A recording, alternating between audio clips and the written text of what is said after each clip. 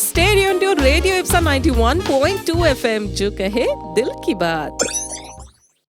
Hello my amazing listener, आप सुन रहे radio 91.2 FM मेरी आने वानी के साथ। और शो पे मैं आ गई हूँ एक बार फिर से आपके लिए बहुत ही इनोवेटिव चीजें लेकर। और वैसे ही मैं बता दूं कि जिस तरीके से हर बार मैं स्टार्टअप के बाद में लेकर आती हूँ अलग अलग स्टार्टअप्स और उनकी अलग अलग इनोवेटिव स्टोरीज, वैसे ही आज भी मैं लेकर आई हूँ स्टार्टअप के बाद। और हमारे साथ हमारे स्टूडियो में है प्राची सेलोट, जो की है बुलबुल आर्ट्स की फाउंडर।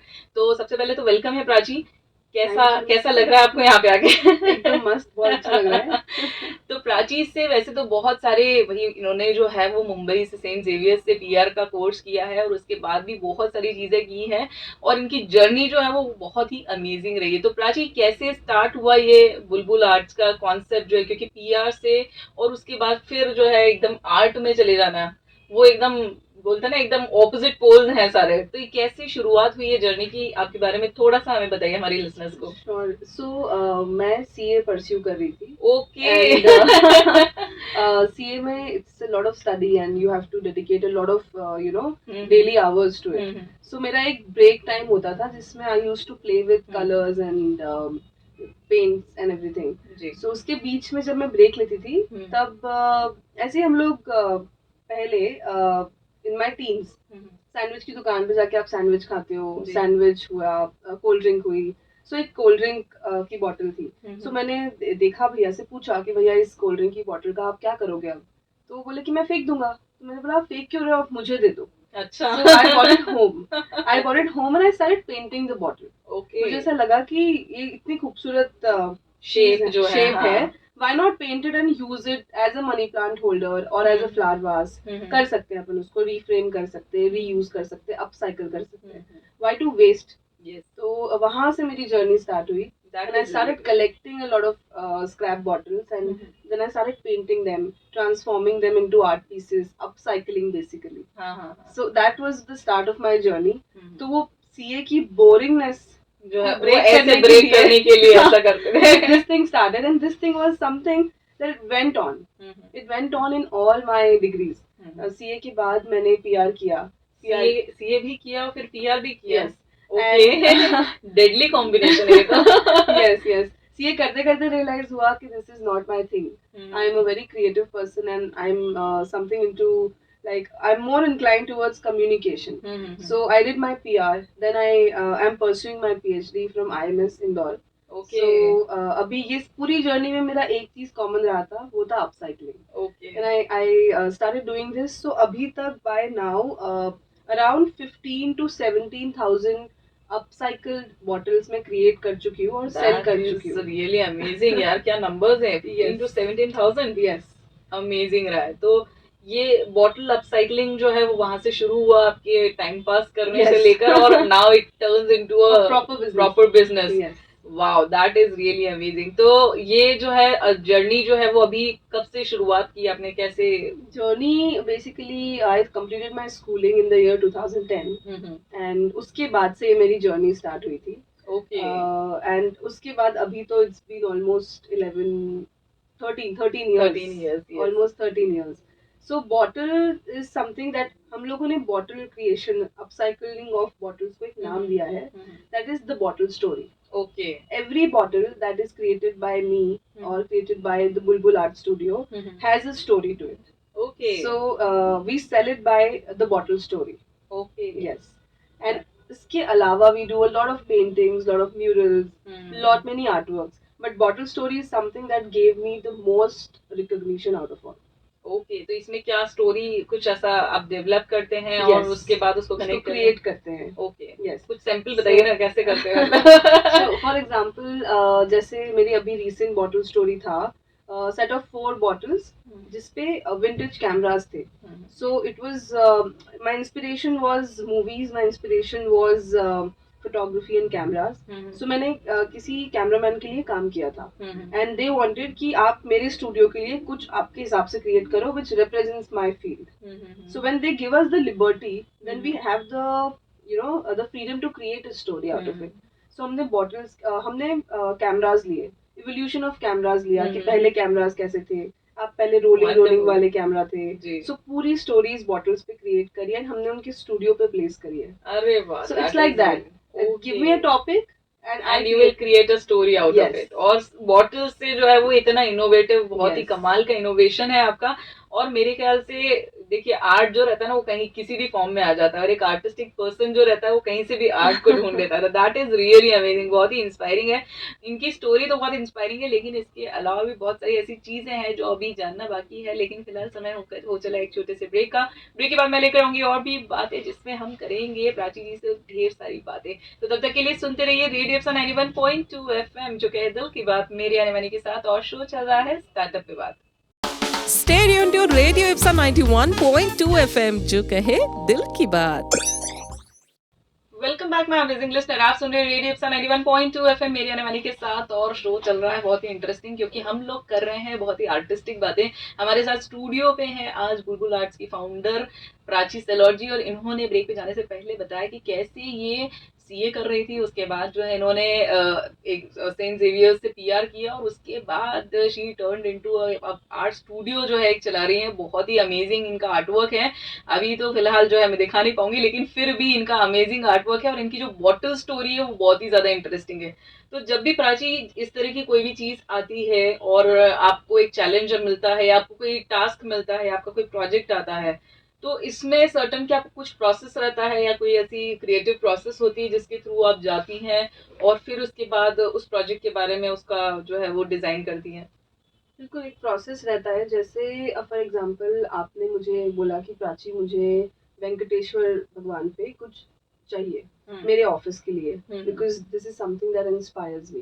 तो सबसे पहले तो हमारा एक क्वेश्चनर होता है हर क्लाइंट के लिए जिनको कस्टमाइजेशन चाहिए होता है. Okay. What do you want, what inspires you, आपका नाम, आपकी कास्ट, एवरीथिंग. एंड इंस्पिरेशन उनकी ड्रॉ करके हम लोग एक फाइनल कंक्लूजन पे आते हैं कि is this something that will inspire you, ताकि हम उसी चीज पे काम कर पाए. Okay. This I am talking about जब ऑर्डर पर्सनलाइज टच पे होता है. When you come to the studio and buy something that is different. Okay. And when you want कि मेरे पास 2 महीने का टाइम है, मैं चाहती हूँ कि आप अपना कुछ क्रिएशन मेरे ऑफिस पे मैं लगाऊं और ऐसा कुछ जो मुझे इंस्पायर करे. तो हमारी कोशिश ये रहती है कि वो आर्ट पीस उनके लिए एक लाइफ टाइम का आर्ट पीस बन जाए. Very good. And every day you need inspiration, you seek for inspiration, so that art piece is able to inspire you every single day. ये हमारी कोशिश रहती है. इसमें जो प्रोसेस हम फॉलो करते हैं वो first is questioner, then we come to a sketch point of view. पूरा स्केच होता है जो भी हम मेरे मन में, मेरे माइंड में इमेजिनेशंस हैं, उसको मैं एक पेपर पे स्केच करती हूँ. वो स्केच हम क्लाइंट को दिखाते हैं, फाइनल करते हैं, फिर दिखाते हैं, फिर चेंजेस करते हैं. This is how it is done. When the sketch is finalized, then we come to the canvas or the bottle or the wall. जो भी उनको चाहिए. If they want a wall mural, तो हम wall के लिए भी यही same process follow करेंगे. Canvas चाहिए तो भी same process follow होगा. And अगर bottle चाहिए तो भी same process follow होगा. So this is how the creative process is like. Okay. तो प्राची, जैसा कि आपने बताया कि आपने जो है वो पहले सीए किया था, फिर उसके बाद जो है उसको ड्रॉप करके फिर यू गेट इनटू कम्युनिकेशन, और फिर उसके बाद जो है आप ये आर्ट, तो आपने कहीं सीखा है इसको कि आप इट इज गॉड गिफ्टेड? मतलब this is something mama used to send me, summer holidays आते थे अपने, right? So mama used to send me to art and craft classes. Okay. So ये वहाँ से आया है, I think. Okay. This is something that every summer vacation I used to go for clay work का कुछ बनाया, गणेशा बना के घर पे लाई, and that kind of classes. So वहाँ से I think मुझे ये आया है, इंस्पिरेशन वहाँ से मिली है. और उसके बाद कोई ट्रेनिंग आपने ली? There is no professional training that I have. This is purely passion. Okay. That passion into profession है ना. That is really amazing. तो अब जैसे आपने क्रिएटिव प्रोसेस कर लिया है, तो आप किस तरीके से, मतलब इसका जो जैसे मार्केटिंग भी एक बहुत बड़ा एक सेगमेंट रहता है, क्योंकि जब भी आप किसी आर्ट की बात करते हैं तो आर्ट को लोगों को समझाना एक बहुत बड़ा चैलेंज रहता है. बहुत बड़ा. तो क्या कोई ऐसा चैलेंज आपको याद है जो आप बताना चाहते हैं, शेयर करना चाहते हैं? Like marketing challenge? Yes. Okay. So बिल्कुल, मतलब आर्ट को सेल करना is a very difficult it is thing. also an art. Yes, it is also, marketing is an art. Yes. Any day marketing is an art. Yes. So since I'm a PR consultant and I know PR is the father of marketing. Yes. So मुझे ये PR का course करके realize हुआ कि story is important. Okay if you don't have a story you can't sell. आप normal advertises देखो तो निरमा के एड में भी दे हैव अ स्टोरी. इधर सोशल एंगल कनेक्ट करेंगे या घर के रिलेटिव एंगल कनेक्ट करेंगे, बट स्टोरी नहीं होगी तो कोई भी ह्यूमन अट्रैक्ट नहीं होगा. So I made it a thing कि मुझे कुछ भी सेल करना है. Plus let me tell you one thing वानी, कि आर्ट को सेल करना वो भी टियर 2 सिटी में बहुत मुश्किल it's a challenging job. Trust me, मैं अगर मुंबई में रहती तो I would have earned much more, I would have been happier much more.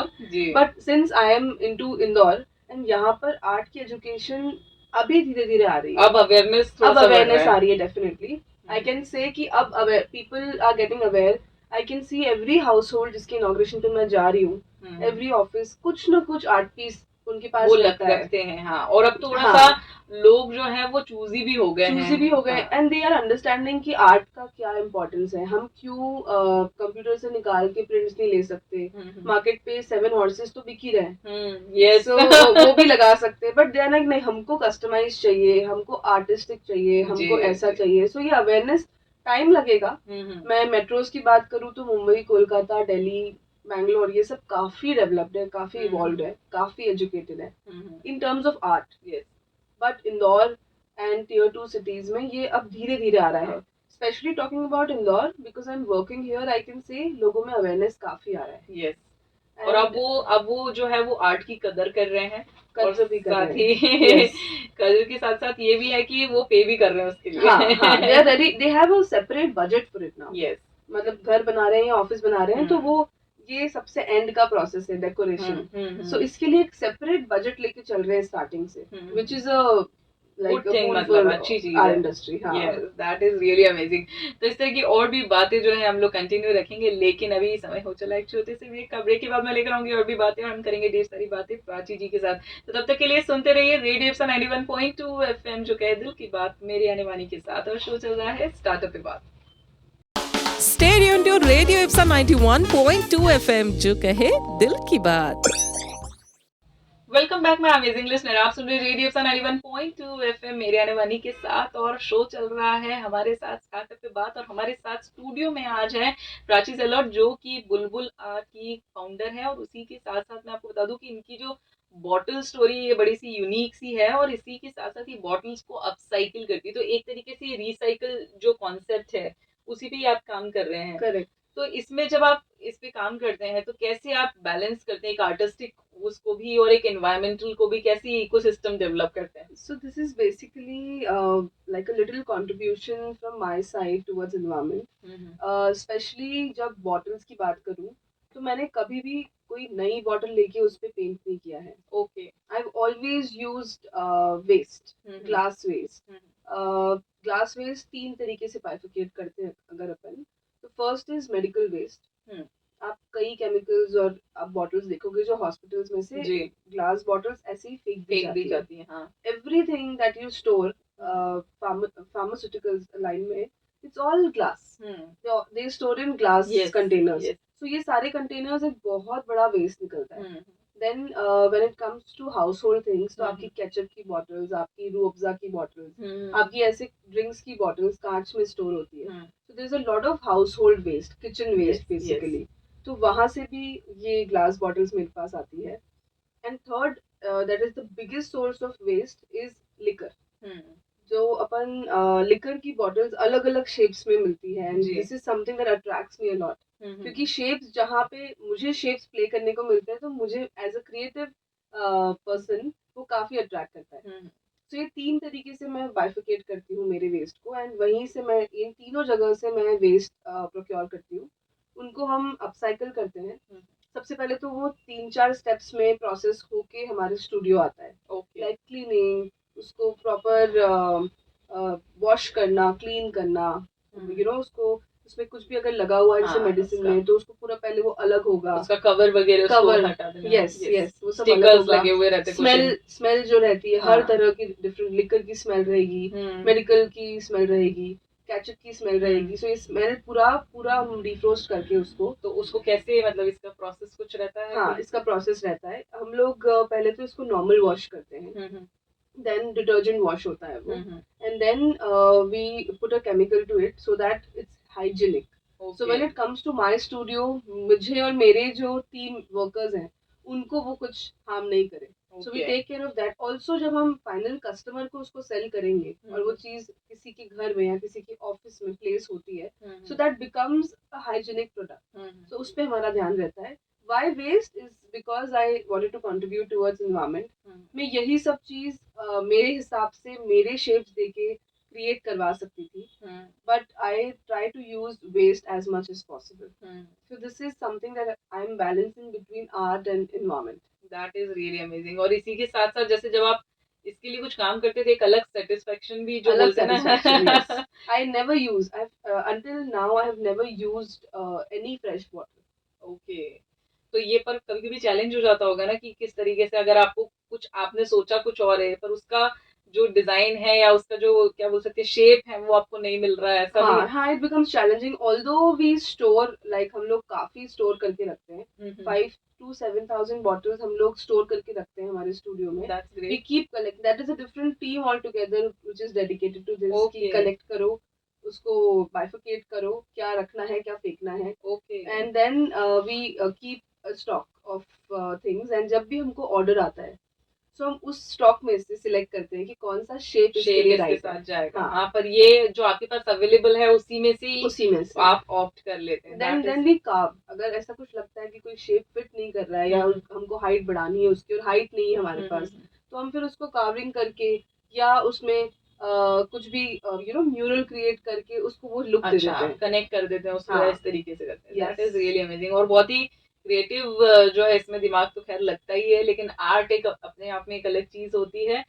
So that is really amazing. तो जैसे आपने ये बॉटल स्टोरी तो आप करती हैं, लेकिन उसी के साथ साथ कुछ एक ऐसे भी चीजें रहती है जो आपको हमेशा जीवन में याद रहती है. Yes. तो इसके साथ कोई ऐसा इंसिडेंस जो आपको हमेशा याद रहता हो? मतलब मुझे सबसे मेरा सबसे पहला ब्रेक मुझे बॉटल स्टोरी ने ही दिया था. Okay. So I was in Bombay when I was studying. I was looking after Randeep Huda's like his projects PR. उनका एक वाइल्ड लाइफ प्रोजेक्ट था, उसका PR मैं ही देख रही थी. अच्छा. So हम लोग वहाँ पे कनेक्ट हुए and one random day we were just chatting and he discovered that I have this hobby of painting bottles. अच्छा. So he told me कि यार ये तो बहुत ही, when I showed him the pictures that this is what I do as my time pass, so he was very impressed with that. And fortunately he was coming up with his own apartment. उन्होंने अपना ही नया apartment लिया था और उसका interior work चल रहा था. So he said कि मैं यही लगाने वाला हूँ मेरे घर पे. अच्छा. तो इसको क्रिएट कर ले बस. That is great. हाँ, I'll give you a topic. I'll give you something that inspires me and you create it. So I created it for him. That was my first break. And मुझे ऐसा लगा कि ठीक है, मतलब ऐसे ही मुझे बोल दिया उन्होंने and ऐसे ही हो गया.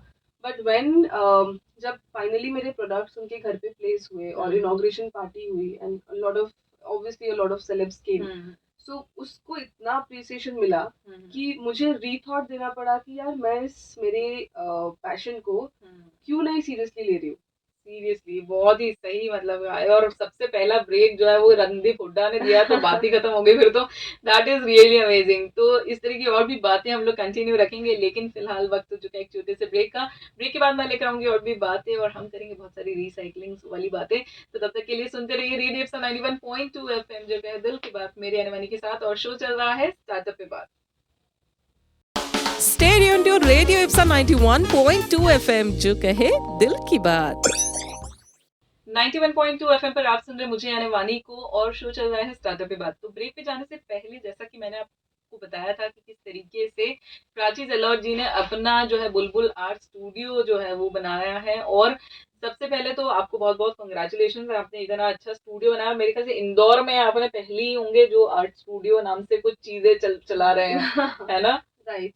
मैं अपना नया स्टूडियो लेके आ रही हूँ जंजीरवाला पे. Okay. And I think studios या गैलरीज हैं इंदौर में, but only selling art studio पहली बार आएगा. That is really amazing. तो बहुत बहुत बधाई आपको पहले से ही कंग्रेचुलेशन देती हूँ, क्योंकि मुझे पता है कि बहुत ही अमेजिंग आर्ट आप करती हैं. लेकिन जब आप सेलिंग की बात करते हैं ना, अपने आर्ट फॉर्म, तो आर्टिस्ट तो बहुत सारे लोग रहते हैं, लेकिन सबसे ज्यादा दिक्कत जो आती है वो आती है उसको सेल करने में. तो क्या आपने कोई ऐसी दिक्कतें फेस की है या आप कुछ ऐसा गाइडेंस देना चाहते हैं जो हमारे बडिंग जो आर्टिस्ट हैं उनको कि किस तरीके से आप अपना प्रोडक्ट सेल कर सकते हैं? ओके, सो इसके सबसे पहले तो मैं ये कहना चाहूंगी कि before coming to a point of selling your art, आप सबसे पहले उसको इतना प्रैक्टिस कीजिए कि वो रिफाइंड लगे, क्योंकि art has no definition, yes but that does not mean कि जो भी आपने बनाया वो आर्ट हो गया. It should have like you should have a lot of practice before coming to a point in your head to sell it. Secondly, जब आप उस पॉइंट पे आ जाते हो तब आपके पास दो मीडियम्स होते हैं सेल करने के. एक, आप एज एन आर्टिस्ट अपना खुद का प्लेटफॉर्म बनाओ, जी जो कि कई तरीके से हो सकता है. आप सोशल मीडिया पे अपना पेज बनाओ, आपके सर्कल में उसको प्रमोट करो, माउथ पब्लिसिटी से भी आप सेल कर सकते हो. आप एग्जीबिशंस में पार्टिसिपेट करो, आप पॉपअप्स में पार्टिसिपेट करो.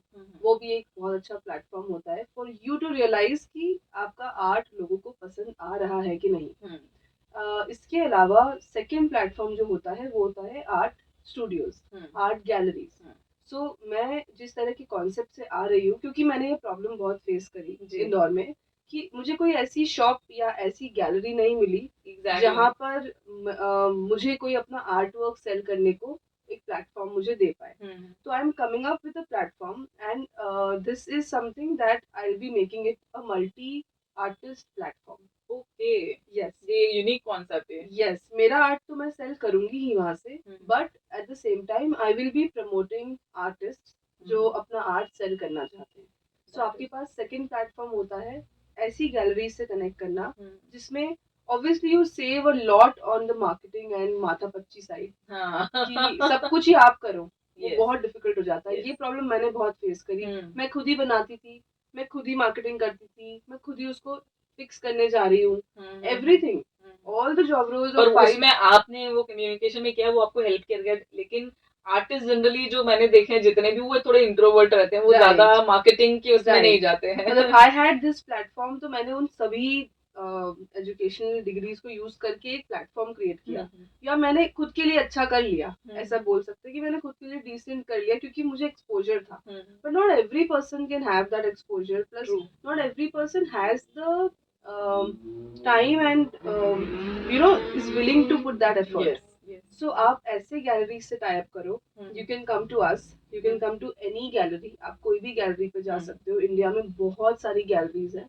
उनको अपना आर्टवर्क दिखाओ एंड वहां से भी आप सेल करो. तो ऑनलाइन और ऑफलाइन जो है वो दोनों अलग अलग आप अप्रोच कर सकते हैं. ऑनलाइन में आप अपना पेज बना के एक ऑर्गेनिक वो चीजें कर सकते हैं, वो चीजें कर सकते पर उसमें कॉपी होने का बहुत ज्यादा डर नहीं बहुत रहता? बहुत ज्यादा बहुत ज्यादा. क्योंकि ये तो हमेशा रहता ही कि कोई ना कोई नकल कर ही लेता है. नकल तो करता ही करता है. आप इंस्पिरेशन बनते ही हो किसी के लिए. व्हेन यू, आप जब ओरिजिनल आर्टिस्ट होते हो ना, तब आप इंस्पायर ही करते हो. मतलब मेरे साथ तो ये बहुत होता है कि मैं कुछ पिक्चर डालती हूँ and people just start copy pasting. हाँ. सो उसके लिए स्टार्टिंग में बहुत गंदा लगता था कि यार मत करो कॉपी, बहुत मेहनत से हमने ये बनाया. But then at one point ये लगने लगा कि ठीक है बना लो.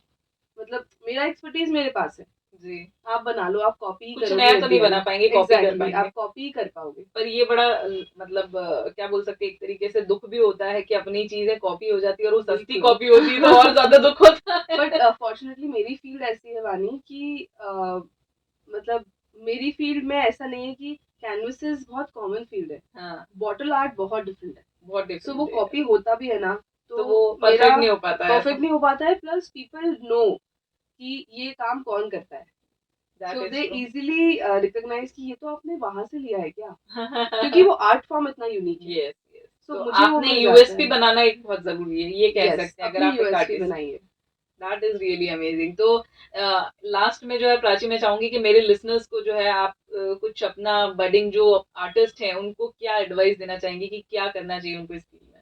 ओके, सो सबसे पहले तो मैं बडिंग आर्टिस्ट को यही कहना चाहूंगी कि I have a lot of respect for you guys. And artist का अलग ही प्लेस होता है.